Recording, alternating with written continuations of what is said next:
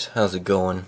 As you can see, and as you already know, Killzone 2 has come out, and I extremely highly recommend you go buy this game. After you finish watching this video, if you have not bought it, buy the game. It is one of the best games you can get for the PS3, and it is unbelievable. It is amazing. And anyway, moving on with the news. First we're going to start off here talking a little bit about the PSP. Now, for all you PSP fans out there, you'd be happy to know that there are more AAA titles on to be announced for the PSP. And they said that the Little Big Planet coming to the PSP is just one of the top 3. Alright, now, I'm going to jump into this, a little bit of Killzone 2 right now. For those of you who have gotten Killzone 2 on the launch day like I did, you would have noticed that the first patch for Killzone 2 went live. And basically, if you don't know or want to know, it's basically to fix a bunch of bugs, and also they are no longer allowing bots into the multiplayer. Now, the reason for that is because that they found that a lot of people found it as a cheat to be able to go into multiplayer and put in a bunch of bots on easy and whatnot and just shoot up their rankings like crazy. They'd be able to get their stats way up, and all the other people who didn't do that, all the other players found that to be very unfair. So they released this patch to no longer allow bots at this time.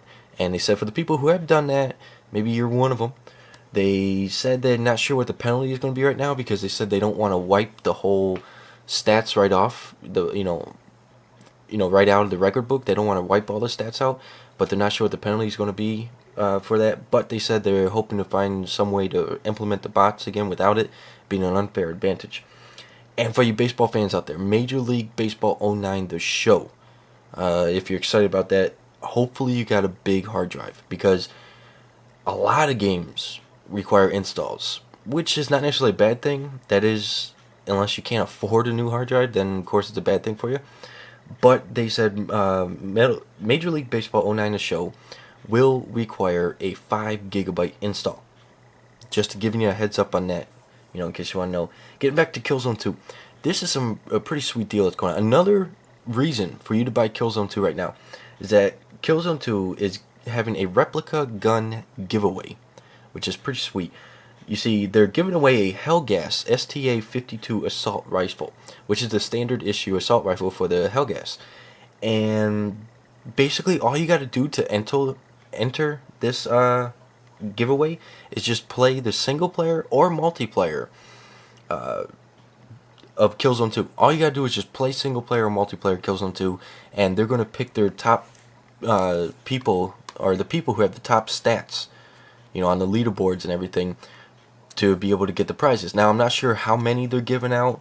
I know it's more than one, because they stated it's gonna be more than one. But just go ahead and play as much as you can. Maybe you can win one. Oh, and just to let you know, yes, it is life-size, the assault rifle, and no, it does not fire or anything, so it's just a replica just for show. But you can go online, check out the pictures. It's pretty sweet looking. And this right here, I find this to be complete bullshit. I am pissed off about hearing about this shit. Nobody should be saying this anymore. They've stated months ago that no developer should be talking about this crap anymore. But for this game, Wheelman, if you guys heard about it, it's this new Vin Diesel action driving game that's coming out using the Unreal Engine. Just to let you guys know, the executive producer for Wheelman, if I'm pronouncing his name correctly, Sean Hemerick, I'm not exactly sure how he wants to say it, he says, and I quote, "The PS3 is a huge pain in the ass to develop for." That is something that should not even be talked about right now, because the PS3 has been out for over 2 years. You've had plenty of time to get used to it and learn how to develop for it. Plus, there are plenty of developers out there willing to help other developers with the development of the PS3. Now, basically, his assessment is on the memory. He says that the 360 has shared memory, so it's easy to use that memory for whatever he needs. But he says because the PS3 splits their memory, and by memory I mean RAM, and makes it dedicated, they said it makes it harder, and they said it can cause it to bite you in the ass, which he says it bit them in the ass hard. And so even though he puts down the PS3 right there, he turns around and he says to all developers out there that they should make the PS3 the lead platform for multi-platform games. They said that it should be the lead platform because they said you should get the hard work out of the way and get the PS3's version done, and then because it's so easy to do it on 360 and PC, you can easily port it over to those. So, I mean, think what you want of his comments. I'm sure you're going to post your comments on that. And then for the people who played a lot of PS2 back in the day, you might remember a game called Dead to Rights. I know I remember playing that. They have announced that there is a game coming out called Dead to Rights Retribution. It will launch on the PS3 and the 360 later this year, which I saw a screenshot of it. It looks nice. It could be good. You know, we never know, so just keep an eye out for that. And also, David Perry has announced that he said, I quote, you know, the PSP2 is in development now.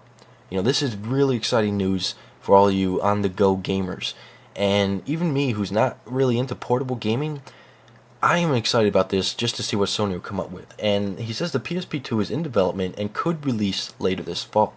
He says because he knows a developer that is currently working on the PSP2, so he knows it's in development. And he says because the developer is working on the PSP2, it's possible it could release later this year, which is a lot earlier than a lot of people would expect, but could still be great either way. And he also stated that the PSP2 will drop the UMD drive. No more UMD drive.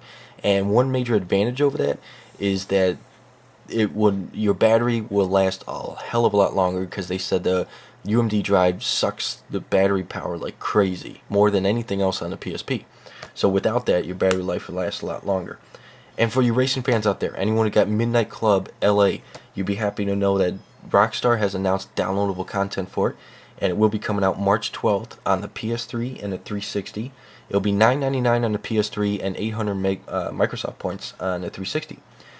And a little bit more PSP news is another great game you guys, or two more great games you guys could be getting is, for you racing fans, you will be getting MotorStorm Arctic Edge, which you can go online and check some videos out on that. It'll be coming out this fall. And Assassin's Creed has been announced that it will be coming to the PSP. No release date or anything on that, but that could be a pretty fun game on the PSP, you know. So, getting to the end here is Quantic Dream. Anyone knows Quantic Dream, you should, because they're the ones making Heavy Rain, the one game that can most likely, next to God of, along with God of War, can beat out Killzone 2 graphically. And which is a really big statement, but they have stated that they have many plans for downloadable content for Heavy Rain, but they're not going to start working on them right now because the game's not finished, and their top priority right now is to finish the game and make sure it lives up to their standards. So it's just to let you guys know that they will be releasing downloadable content, and they have probably a lot of downloadable content for it because they got a lot of plans, but right now the top priority is finishing the game. And last bit of news here. If you guys remember, if you ever played a lot of the Resident Evil games back in the day, you would have remembered a trend. It was pretty stagnant. It pretty much stayed the same and got really old, really boring, and was really slacking until Resident Evil 4 hit. As soon as the camera was not stagnant or locked anyway, you got a full 3D movement, better hand-to-hand combat, a lot better gun control and aiming, and overall better game. And it revolutionized. It rebooted Resident Evil, if you would, and made it hugely popular again. Well, I was expecting the same thing for Resident Evil 5 as the first Resident Evil on a next-gen system, but that doesn't seem the case. A lot of people like it. I mean, I don't really know, but I mean, tell you the truth, my opinion is that Resident Evil 5, its controls is basically Resident Evil 4. It's exactly the same to me as Resident Evil 4. But anyway, moving on. Capcom has said that when they get around to making Resident Evil 6 will be another complete reboot in the Resident Evil series. Just as Resident Evil 4 revolutionized it again and made it such hugely popular again, they said Resident Evil 6 will just redo everything all over again. See you guys in a week, and rate, comment, subscribe, and catch you guys later. Peace.